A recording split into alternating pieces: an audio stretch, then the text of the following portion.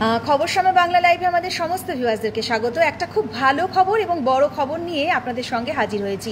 বিশেষ করে খাদ্যরসিকদের জন্য এই খবরটা ভীষণভাবে চমকপ্রদ বিষয়, কারণ আমাদের বাংলা ইতিমধ্যে বাংলার যে পণ্যগুলো রয়েছে, অর্থাৎ আমাদের রাজ্যের যে পণ্য রয়েছে, সেই পণ্য ইতিমধ্যে অনেকগুলো পণ্যেরই জিআই ট্যাগ তার পেয়ে গিয়েছে।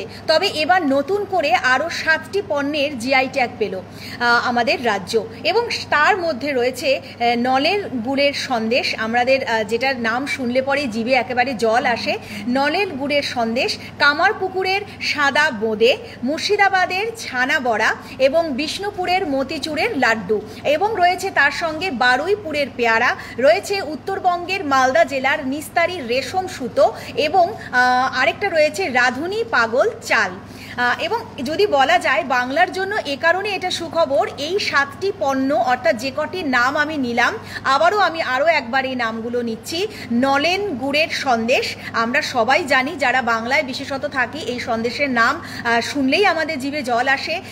তার পাশাপাশি রয়েছে কামারপুকুরের সাদা বোঁদে, সেটা একেবারেই অসাধারণ একটা মিষ্টি, এবং মুর্শিদাবাদের ছানা বড়া, সেই মুর্শিদাবাদে যারা গিয়েছে বা যারা যাতায়াত করে থাকেন তারা অনেকেই জানেন যে মুর্শিদাবাদের ছানা বড়া আমাদের কতটা বিখ্যাত আমাদের রাজ্যে। তার সঙ্গে রয়েছে রাধুনি পাগল চাল, বারুইপুরের পেয়ারা এবং মালদার নিস্তারি অর্থাৎ উত্তরবঙ্গের মালদার নিস্তারির রেশম সুতো। এছাড়া রয়েছে মতিচুরের লাড্ডু। মোট 7টি যে এই পণ্য রয়েছে আমাদের রাজ্যে, সেই 7টি পণ্য নতুন করে জিআই ট্যাগ পেল, যেটাকে বলা যায় জিওগ্রাফিক্যাল ইন্ডিকেশন বা জিআই ট্যাগ। এই জিআই ট্যাগের ফলে আমাদের রাজ্য যদি বলা যায় 7টার পরে টোটাল 23 অর্থাৎ 23টি আমাদের পণ্যে, আমাদের রাজ্যে তৈরি করা পণ্যে 23টি পণ্যে এই মুহূর্তে জিআই ট্যাগ পেয়ে গেল। এবং এটা কিন্তু একটা বড় স্বীকৃতি আমাদের রাজ্যের এই পণ্যগুলোর ক্ষেত্রে, কারণ এটা অনেকটা কপিরাইটের মতন বিষয় হয়ে গেল। যেমন রসগোল্লা, উড়িষ্যাও চেয়েছিল যে রসগোল্লা জিআই ট্যাগ নেবে, কিন্তু যেখানেও কিন্তু বাংলার জয় হয়েছিল, রসগোল্লাও কিন্তু বাংলার জিআই ট্যাগ অর্থাৎ বাংলার তকমা, বাংলার থেকেই তৈরি সেটা হয়েছিল। এবং নতুন করে আবার যে 7টি পণ্য, যেই 7টি পণ্যের নাম আমি নিলাম, সেই 7টি পণ্য কিন্তু নতুন করে জিআই ট্যাগ পেল। তো মোটামুটি যদি বলা যায় রাজ্যের মোট 32টি পণ্য এই মুহূর্তে জিআই ট্যাগ পেয়ে গেল। এটা অর্থনৈতিকভাবে বা আভ্যন্তরীণ বাণিজ্যের ক্ষেত্রে যতটা লাভদায়ক হবে, তার পাশাপাশি আমাদের রাজ্যের যে খাবারগুলো রয়েছে বা এই যে এই ধরনের পণ্যগুলো রয়েছে, সেই পণ্যর কিন্তু আলাদা একটা তকমা তারা পেলেন, বা আমাদের রাজ্য সেই তকমা পেল, যেই তকমাতে যদি বলা যায় যে আমাদেরই রাজ্যের তৈরি জিনিস, এবং এটা কিন্তু সম্পূর্ণ কপিরাইটের মতন বিষয় হয়েও, এবং এই কপিরাইট পেয়ে গেল আমাদের রাজ্য। তো অবশ্যই এই রাজ্যের জন্য বা বাংলার জন্য এটা ভীষণ একটা ভালো খবর। এবং আবারও বলবো, যারা আমাদের সঙ্গে একটুখানি দেরিতে যুক্ত হয়েছেন তাদের জন্য বলবো ভীষণ ভালো খবর যে বাংলার আরও 7টি পণ্য জিআই ট্যাগ পেল, এবং এটা কেন্দ্রের তরফে কিন্তু এই জিআই ট্যাগ দেওয়া হয়।